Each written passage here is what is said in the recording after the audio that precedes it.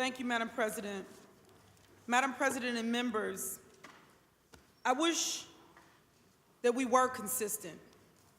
I wish that the protection of life was important, not in some false or misrepresented way, but in a way that, for example, takes into consideration the life of the young people at Lincoln Hills, or a way that takes into consideration the life of the individuals who have been killed at the hands of law enforcement, or protection of the life of individuals who have been illegally strip searched, and that we do things that open up the floodgates to things that suggest that there isn't a protection of life.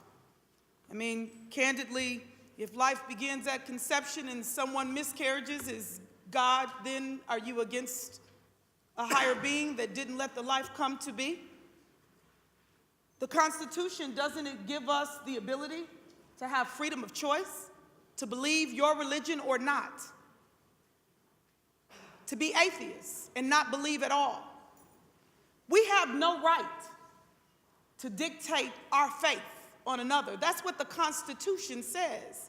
And what we have is individuals who are standing up and in some pretense of protection of life. There's something in judging that is going on.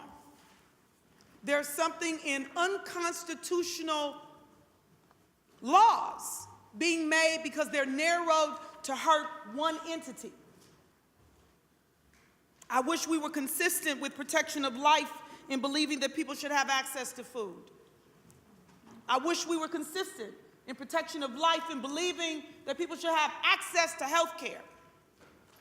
That just like we'll mandate for the state to participate in some federal funding when it is our vengeance maybe that leads us, versus requiring so that people could have access to health care or train funding, or the list could go on.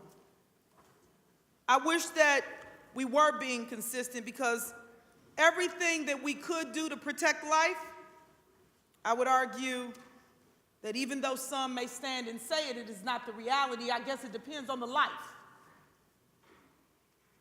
Maybe there's certain life we give better value to.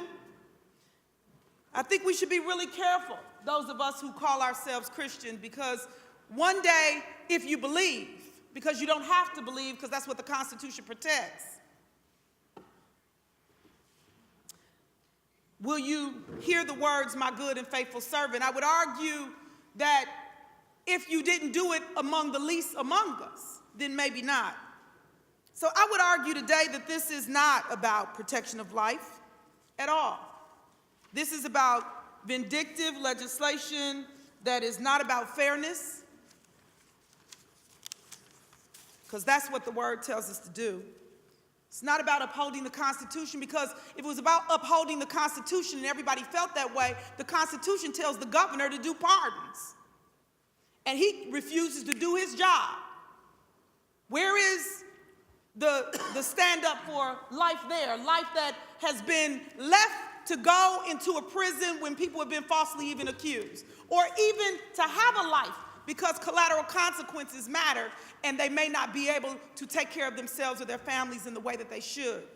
Yes, it's very selective life that we value. Selective pieces of the Constitution that we stand to speak to. I would argue that this bill is not constitutional for the very reasons that the author stood up and said, because they've narrowed it so that it affects one entity that he don't like. It's not about you. It's about the people of Wisconsin. And this legislation denies them fairness and denies them services that they need in order to have a healthy life.